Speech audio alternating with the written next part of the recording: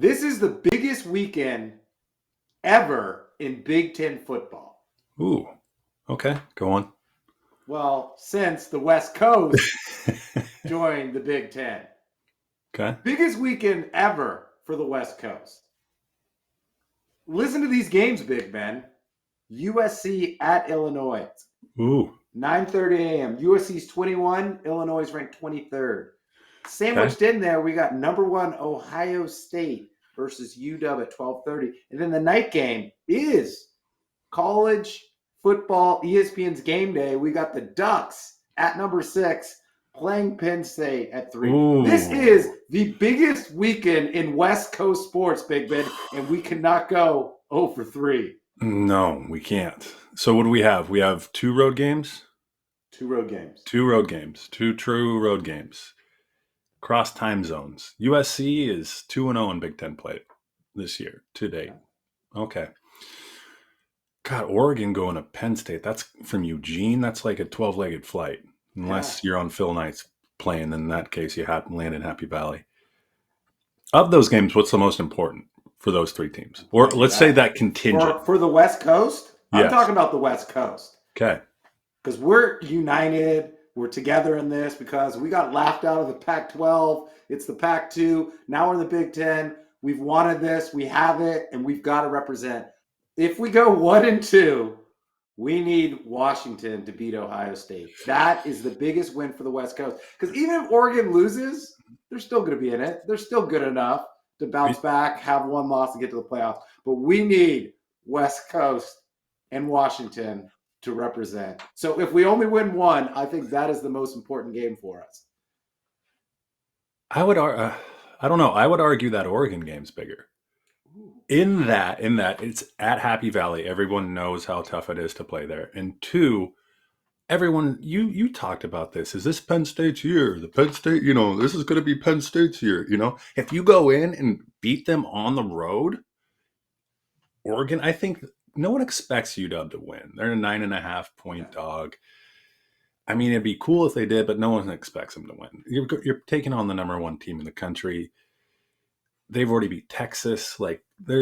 And Arch Manning isn't our quarterback, right? So when I say I'm saying UW. Yeah. I would argue that Oregon winning that game blots out the others. Okay. In that Oregon is now the supreme West Coast Big Ten representative, as they should be. Should they lose and USC wins, only USC wins, that's not a good look.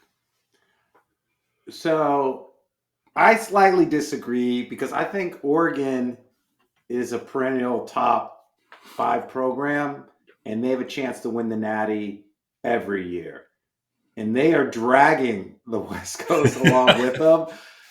And even if they lose, they're still going to be all right. They're still going to make the playoffs. We need UW to step up. We need USC to step up. UCLA is horrible. They fired their coach.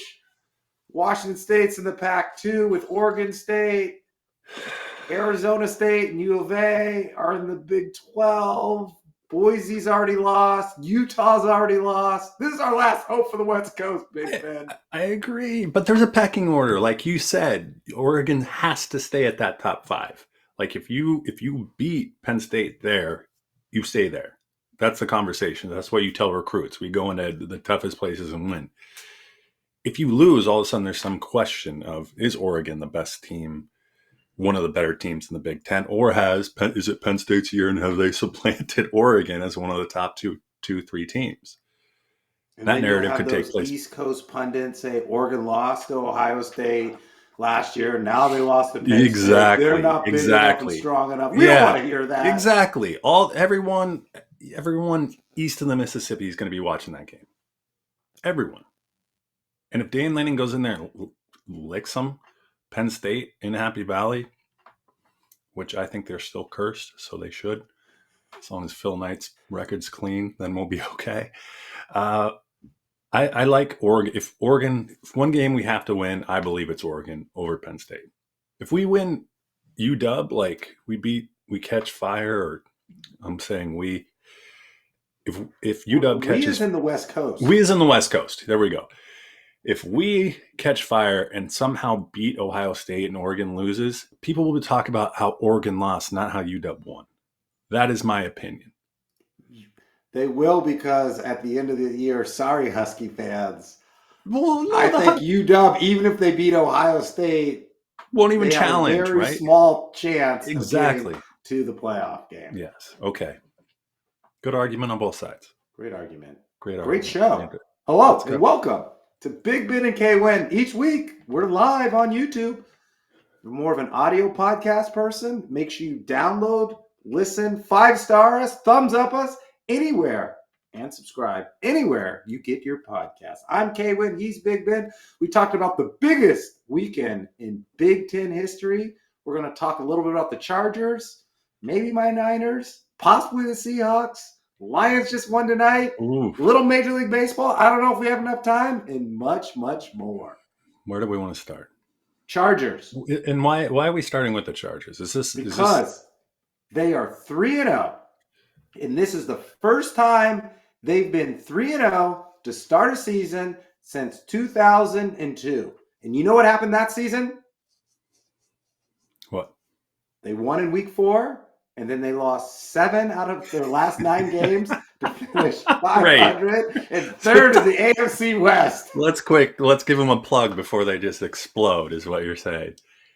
So my question, are the Chargers frauds?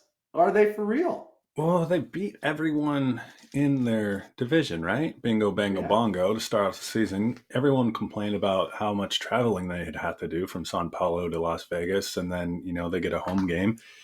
And they've won. Granted, they haven't won handedly in any of those games. Cameron Dicker put the nail in the coffin yesterday and beat the Broncos.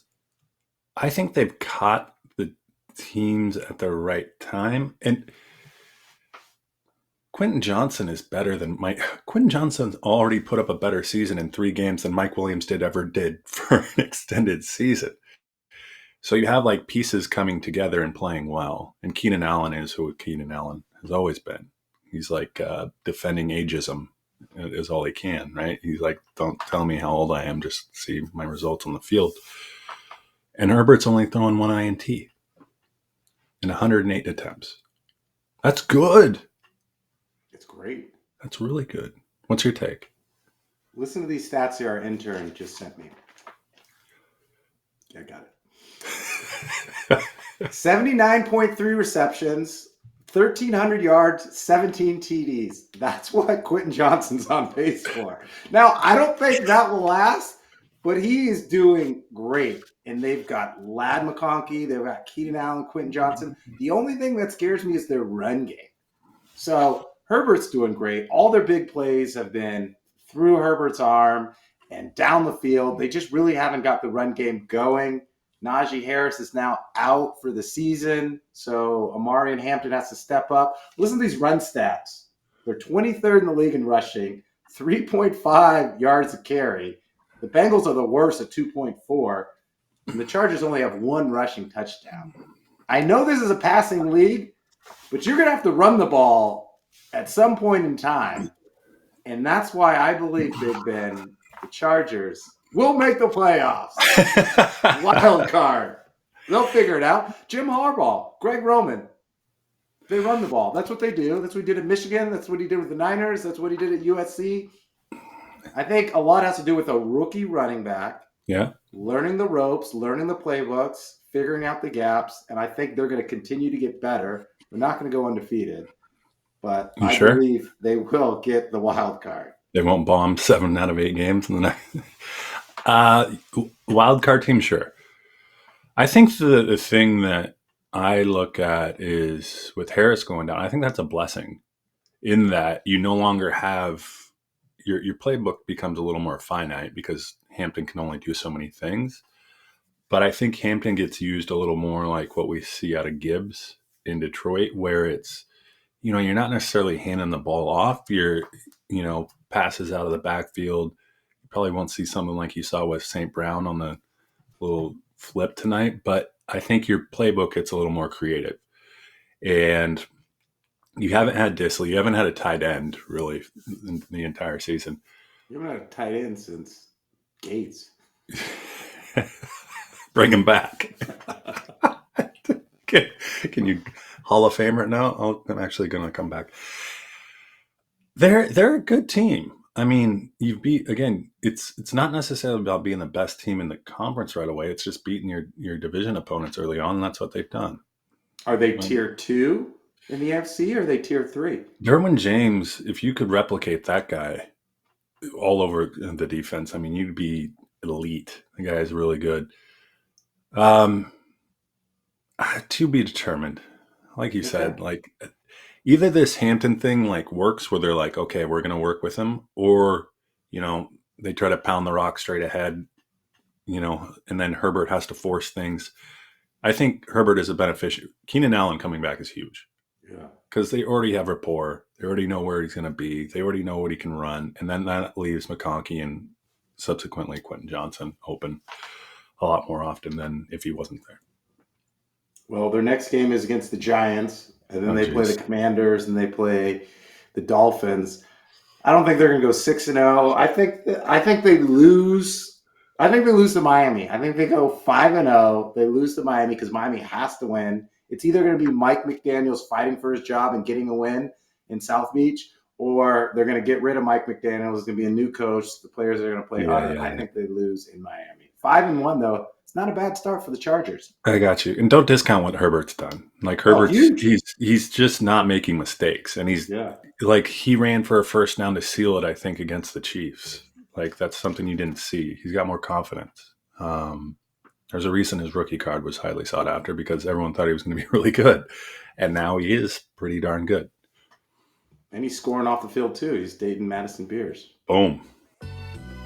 Here's the data. If you were a UW alum quarterback in the NFL this weekend, you were the worst two quarterbacks that stepped on the field, bar none, QBR, score. I mean, Penix got shut out in Carolina. Browning got 10 points on the board with two of the best receivers in the league. I would say they've got two of the top 6 wide receivers on atrocious. Chase Browning's QBR was 23.7. Michael Penix, 12.4. And this is just so you get some context there. Bryce Young did not throw a touchdown. He threw for 121 yards. His QBR was 70.2. Horrible. Yeah. Absolutely horrible. And everyone wanted to anoint Brent, like, Cincinnati won't miss a step. I mean, you missed every step if you were out there. Like, that was atrocious. Penix Jr. walked into Carolina like he'd never played football before. UW quarterbacks, and I'm a Coug. I can do this. I want to throw shade at UW whenever possible. They were horrible. Yeah. Absolutely horrible. And I think Cousins wins that game. That's what I'm going to say. Kirk Cousins wins that game. Kirk Cousins wins that game. And here's the Falcons are really going to have to.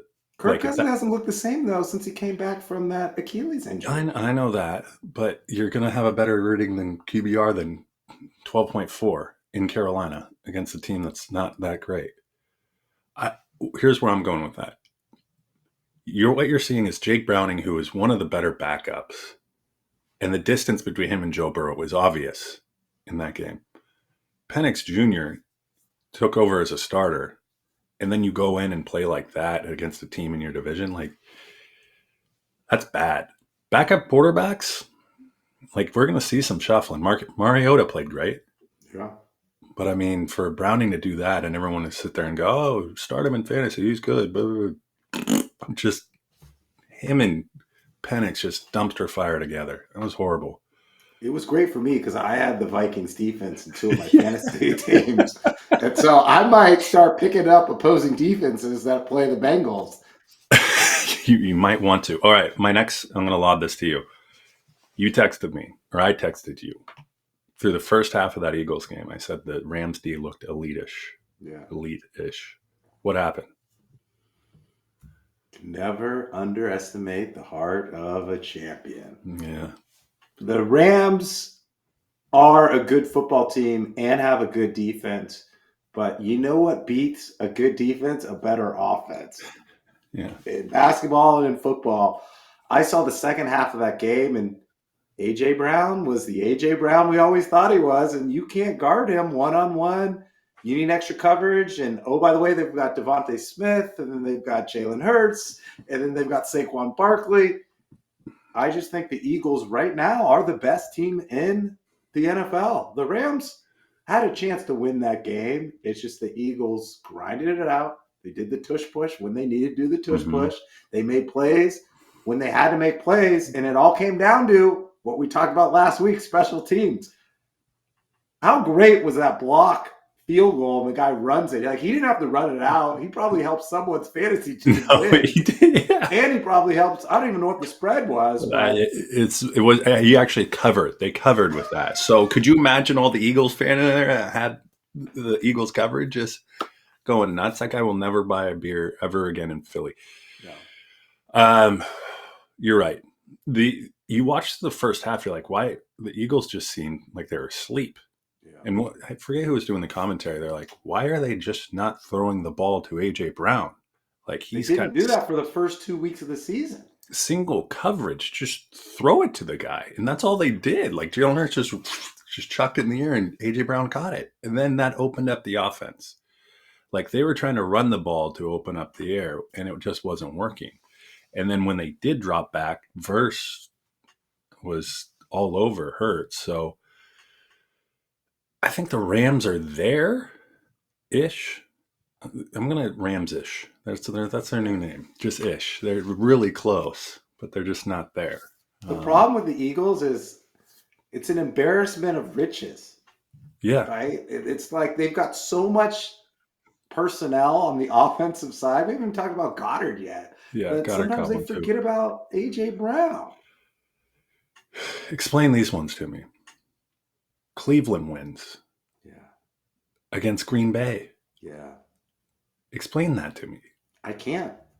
I looked at the box score and tried to make some of that. I was like, Quayshawn Junkins looks pretty good. Like, he's fresh. Defense, like, I just don't know if Green Bay was just asleep. Josh Jacobs hasn't got it going. I guess the receivers out too may not have something to do with it. I just didn't understand it. And then Mariota puts up 41. Yeah. I don't think Daniels has put up 41 points. No. And the thing is I don't think their passing game was that explosive. Like, they got these points running the ball. They rushed for 201 yards. Yeah, some big chunk plays too. What's his name? He had a Madden double truck stick run for Jeremy Nichols. Yeah. I mean, it was an odd weekend. It was an odd weekend in the NFL. A lot of low fantasy scores, not a ton of points. All right, now we have to talk about the enigma a little bit. Danny Dimes. Yeah, the Colts. So they went through the first 3 games without punting until, I think, the second quarter of game 3. Who would have thought that offense would be so dynamic and so explosive? Is it channeling a little Peyton Manning? Like, I don't know. I haven't watched the Colts. Michael Pittman Jr.'s honestly back for the most part. He's relevant. Jonathan Taylor's 3 TDs and like 160 yards, 80 yards, something like that. I don't know. I think expectations. Maybe it's the New York effect. I'm not playing in New York anymore. I'm not going to get booed if I on an incomplete pass. Maybe people are nicer in Indiana. What is so interesting to me is everyone talks about Shane Steichen, what he did with Philadelphia, and then he got promoted offensive, I won't say genius, offensive specialist. Guru. And then he's able to do this with Danny Dimes. And Anthony Richardson is the better athlete. And so I think this might be the end of Anthony Richardson in Indianapolis, because they've got the momentum, they're believing, they're winning, their offense is soaring, and maybe it takes a couple humble years to get Danny back, right? Like, we saw what happened to Baker. And Sam Darnold, sometimes you have to get humbled in this game a little bit. Sometimes you have to learn the game a little bit. But Yeah, Danny Dimes looks good right now. you got to find the right offensive coordinator, right? You got to get married at some point. I don't think Danny Dimes had the right situation in New York, and that's apparent. It's not the player. We have seen this in New York this year that quarterbacks just when Tommy DeVito was trying to string stuff together in New York, it's just not going well. You either have something's amiss, and Danny has benefited from a really good run game, really good run game, and probably. I think the biggest difference is Jonathan Taylor is the Jonathan Taylor we always thought he was. He got hurt a little bit. He was banged up. There was a contract issue, but now he's playing, and he looks explosive out there. He does look good. He does look really good. And you're running indoors too. That helps. Danny Dimes 3-0. I know. No one would have. I don't know where that would have been on the bingo card, but I didn't see it being hit. That's for sure. Now that Danny Dimes is back, is Carson Wentz going to be back too? Carson Wentz, South Dakota State's Vikings QB. I mean, I'm joking. We're not talking about Carson. Hold on. Here's another thing that happened. A defensive player for the Vikings had 2 interceptions. So he would have like 2, as an offensive player, I would have like 2 receptions for 2 TDs and over 100 yards. It's amazing. Yeah, that's odd. That's when you're going to be able to tell your grandkids, right? Absolutely. Who threw those?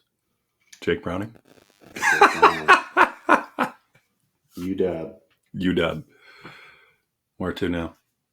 Niners. I don't know if they can withstand the injuries.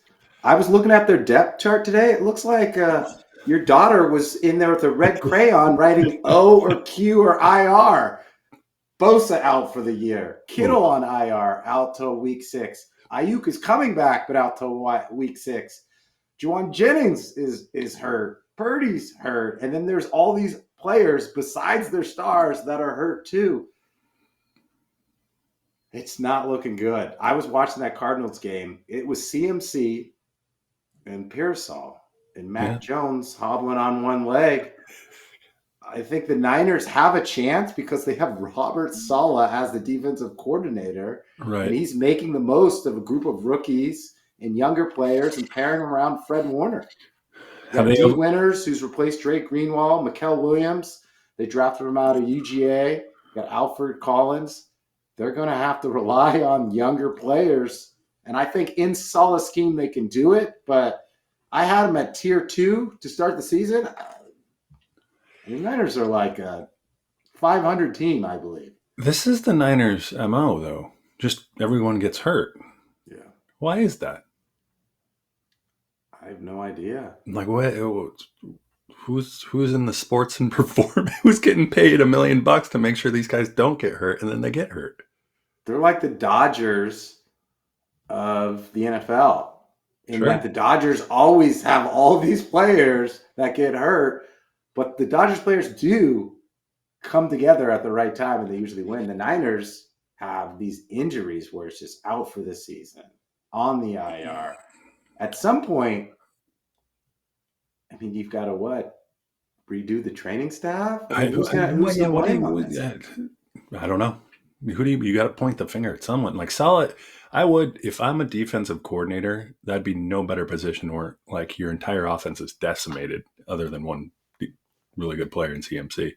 And your narrative to the defensive, like, we have to win this. Like, we have to stop them. If we don't, we are going to lose. Like, it's a matter of fact. And that's what they've done. Yeah. The first 3 weeks, they've like made big stops. I think there's a stat. The Niners defense hasn't allowed a touchdown in the first quarter in the first 3 games. And that's been a big reason why they're winning is it's their defense. It's these young guys coming together under Robert Saleh. There's no pictures on the scorecard, K-Win. It's just 3-0 or whatever record, right? And that's Niners are going to have to win ugly. Like there was, there'd be like crutches and like bandage over the head, band-aids over the face. Be like the Oregon Trail. George Kittle went down. Joey Bosa out for the season. So-and-so gets listeria or whatever you have to get in Yeah, you guys are literally every move the Niners make. It seems like someone else falls off the proverbial wagon and gets hurt. But here's what I got. Bosa out for the year. We're going to trade for either Bradley Chubb or Jalen Phillips in Miami because Miami's going down. Or if New York keeps losing, Kayvon Thibodeau. Let's get him back to the West Coast. A duck. Yeah, That's what I'm saying. John Lynch, if you're listening to this podcast, we need someone up front to help with Bosa being out. Start pilfering. I like that. Okay. Hawks look great. That's all I'll say.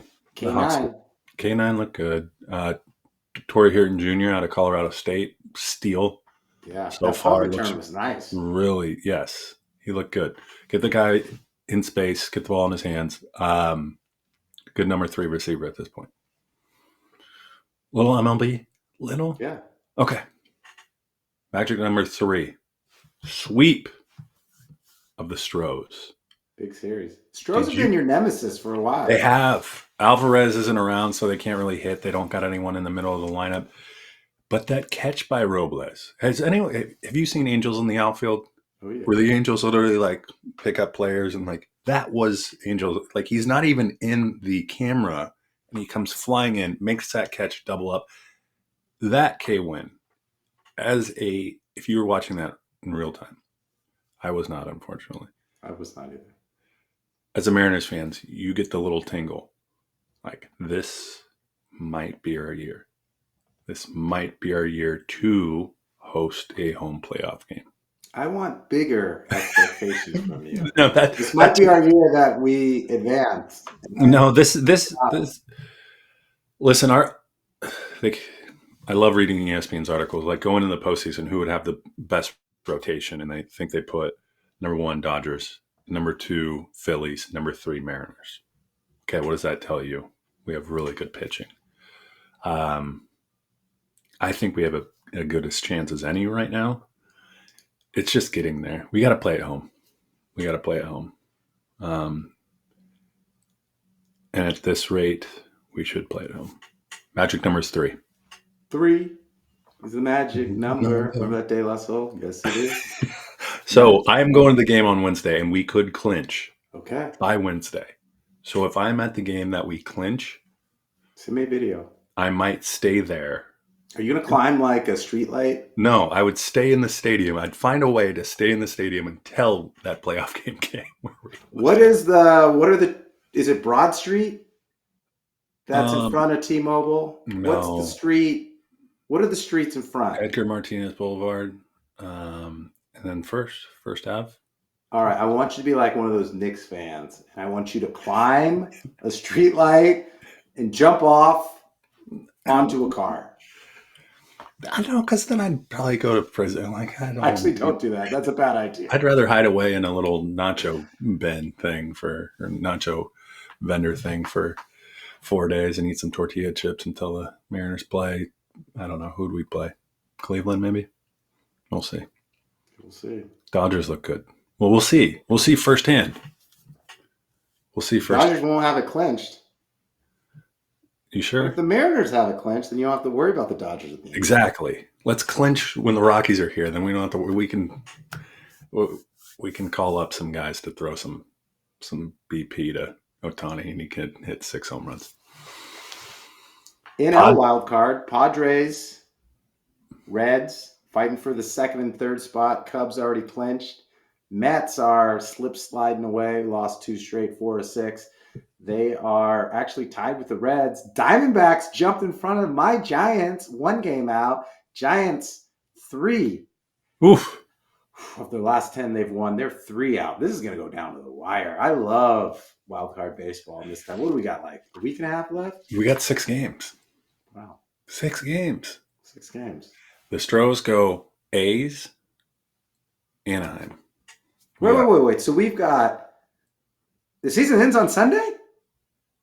Yeah. Wednesday, Thursday, Friday. No. Yeah, Tuesday, Wednesday, Thursday. Yeah. Yeah. Let's go. We're going to have something to talk about Monday. Yeah, it's on Sunday. And then on Tuesday, the 30th, we've got Wildcard. Yeah. Drum it up, baby. Wow. September 30th. God, I look at that percentage. The Mariners are greater than a 99.9% chance to make the playoffs. However, I don't believe it still. I need a clinch. We need a clincher. Big dumpers just still. How Holy many home runs does he get to? I remember back watching Ken Griffey Jr. hit 56 home runs. I'm like, this is amazing. Will never be done again. Yeah, crazy. What's dump at 58? Something like that. I don't know, man. He could get to. He's still teeing off. It's been a phenomenal season. It's been a magical season. Even more magical. Juiced in Seattle. Remember there was that whole thing in Colorado? It's moved to Seattle. Oh yeah, that's the elevation's huge. I think it was tsunami. Like a boat would drive by and the wake would actually make its way into T-Mobile if that actually happened. All right, Chargers. They're for real. For real. Okay. Ohio State, UW, who wins? UW. Oregon, Penn State. Oregon. USC. Illinois. USC. It's a clean sweep for the West Coast, baby. Okay, let's do that. What? I forget the other. Was it Sunday that the Mariners won? Seahawks won. Niners won. Yeah, sure. We factor that in too. I got UW won't win. Ohio State will win. UW's not going to even cover. Jeez. I'm being honest. It's 9.5. So you're saying, oh yeah, they're going to win, and then you got side bets going. UW might cover. They might muddy that game up. They got to get out to a fast start. They do. They got to protect Williams. They need a big play from, who's their running back? He's from Stockton. Shout out to 209. I don't know his name. Oh, Jonah Coleman. Shout out to him from the 209. And Bo Jackson is the running back for Ohio State. B.O. Jackson. Old school. Yeah. Jeremiah Smith has 2 TDs, though. To the house. Let's get out of here. At Big Ben Kwin _ at Big Ben Kwin _ wherever you get your social media. That's Threads. That's TikTok. That's Instagram. Yes, we still are on Facebook because my mom and Big Ben's mom is on Facebook. We're on Discord. Make sure you follow the Discord. Make sure you subscribe, thumbs up us. That really helps us. 5-star rate us. What are you filling up gas? I'm going to send this to you. It's a Trident cup. I'm going to send this to you so you can walk around Hermosa when the M's are killing it. You can drink cocktails out of this. Hey, you asked me about Double Decker from Taco Bell. But I had follow up. I had 2 the other day. Amazing. Yeah. I've been fiending for Taco Bell. So they tasted exactly the same as they tasted it back in 1996 or something, 1995, 94, somewhere in there. So I went and got 2. And a bean burrito. Do you put salsa on there? Oh, absolutely. Bean burrito, no red sauce. So you have the bean burrito with no red sauce. Just kind of prepare. And then I went and drove down. No, I'm talking about use mild or hot from Taco Bell. Hot. Okay. Mild is. So you go bean burrito and 2 double deckers. Bean burrito, 2 double deckers was always my order. Okay. And I ate the bean burrito while driving down to Golden Gardens. And then you sit in Golden Gardens and stare out and the sailboats are going by. The mountains are in the background and then the sun is coming through the clouds. And I just ate my 2 double deckers. And it was absolutely amazing. Amazing. Do they still have the cinnamon twist? Yeah, those are garbage. You better go at like 10 a.m. if you want cinnamon twists that are at all edible. You know what I was thinking? You know what's undefeated? French fries on the way home from picking up an order through the drive-thru. I have never not finished a bag of French fries when I'm in the car because you got to eat them when they're hot. You can't wait till they're cold. Well, I always eat, I would shake, if I got 2 orders, one for, I'd shake the thing so some would fall to the bottom of the bag. Then I wouldn't feel as bad. Be like, oh, here you go. They wouldn't know any different, right? I agree with you. Bagged. We should just do a fast food episode. Might have to. What else did I have? That's the only fast food I had. Double deckers. The best. Yeah. Last meal type thing. Right. That's your last meal, double decker. I mean, weave it in there. Yeah.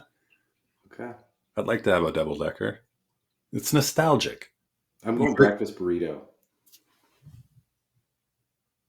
Yeah. I know they're that good. What's included? What like? Get some eggs, some bacon, maybe a little chorizo. You can get some potatoes. Some people do French fries. I don't do French fries, but you can get a little potato in there. I did have a Cali burrito once. Yeah, pretty good. They were very good. Fries and everything. Yeah. Fries are undefeated. Undefeated. UW will be undefeated too. We're out of here. Go Huskies. Remember when? Remember when? Yes.